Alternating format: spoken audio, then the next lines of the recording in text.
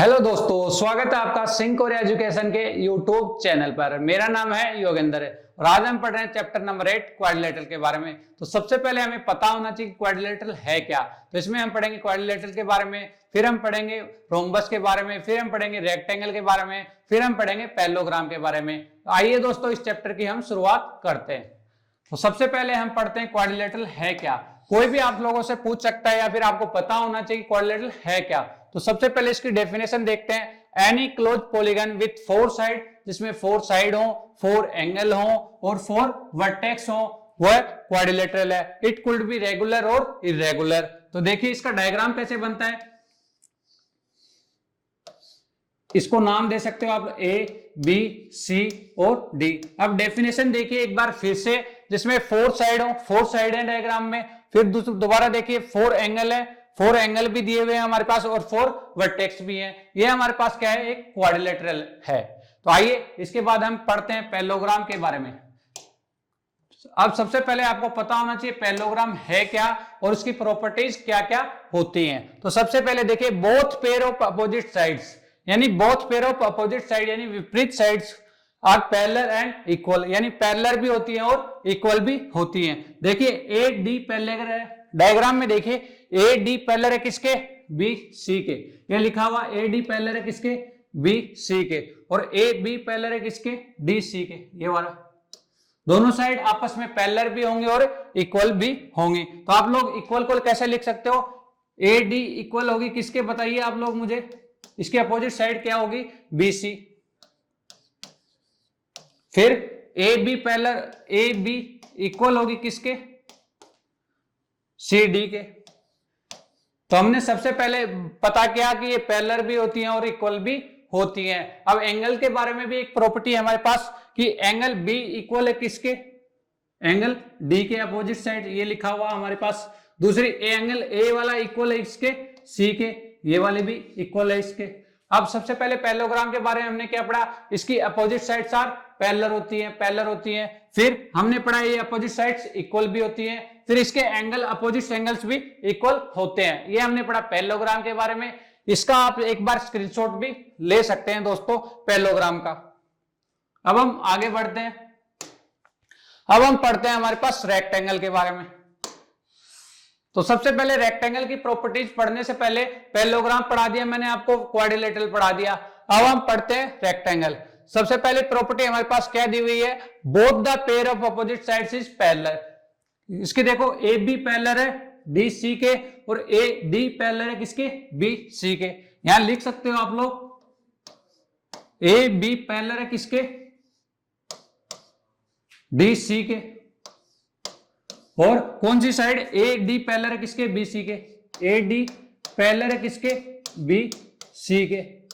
ये लिख लिया हमने। पहली प्रॉपर्टी दी हुई थी, डायग्राम से मैंने आपको समझा दी है। ए बी पैरेलल है किसके, डी सी के और ए डी पैरेलल है किसके, बी सी के। अब हम देखते हैं दूसरी, अपोजिट साइड्स आर इक्वल, यानी अपोजिट साइड्स इसमें इक्वल भी होती हैं। जैसे ए बी इक्वल है किसके, डी सी के और ए डी इक्वल है किसके,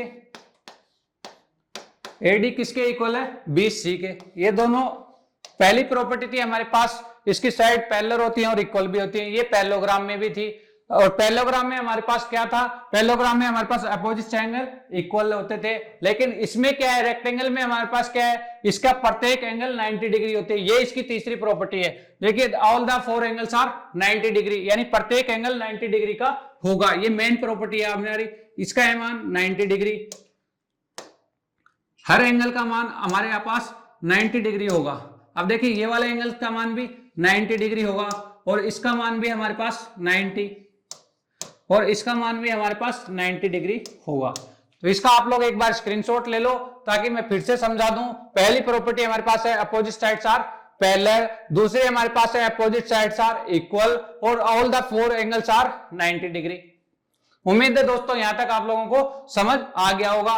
अब हम पढ़ते हैं अगला हमारे पास क्या है, देखिए रोम्बस के बारे में। अब तक मैंने आपको पहला पढ़ाया क्वाड्रिलेटरल के बारे में, दूसरी बार पढ़ाया मैंने आपको पैरेललोग्राम के बारे में, फिर मैंने आपको पढ़ाया रेक्टेंगल के बारे में। अब हमारे पास रोम्बस।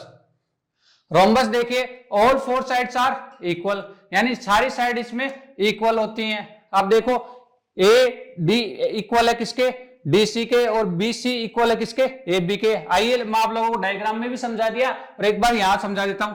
क्या ए डी इक्वल हमारे पास किसके, ए डी इक्वल हमारे पास डी सी के, और फिर हमारे पास सी बी इक्वल है किसके, हमारे पास इक्वल है ए बी के। चारों साइड आपस में इक्वल होती है रोम्बस की। फिर अपोजिट साइड्स आर पैरेलल, यानी इसकी विपरीत साइड्स पैरेलल भी होंगी। देखिए ए डी पैरेलल होगी किसके, बी सी के, ए डी पैरेलल होगी किसके, बी सी के, ए डी पैरेलल होगी बी सी के, और डी सी पैरेलल किसके होगी आप लोग बता सकते हैं मुझे, डी सी पैरेलल होगी किसके, डी सी पैरेलल होगी किसके, आप लोग बताओ, ए बी के।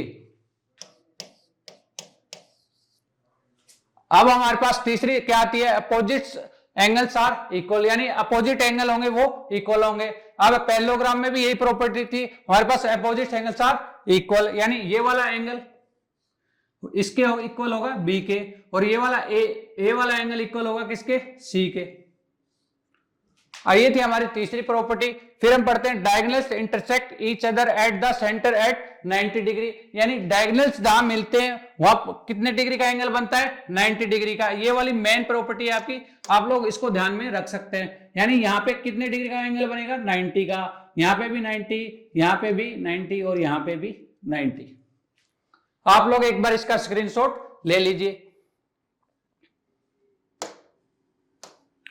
तो दोस्तों इसके बारे में, इस चैप्टर में मैंने आपको क्वाड्रिलेटरल पढ़ाया, फिर मैंने उसको रेक्टेंगल के बारे में बताया, फिर मैंने आपको पैरेललोग्राम के बारे में समझाने की कोशिश की। उम्मीद है आप सब लोगों को सब समझ आ गया होगा। यदि ये वीडियो अच्छा लगे तो वीडियो को लाइक करें और चैनल को सब्सक्राइब करें। थैंक यू दोस्तों।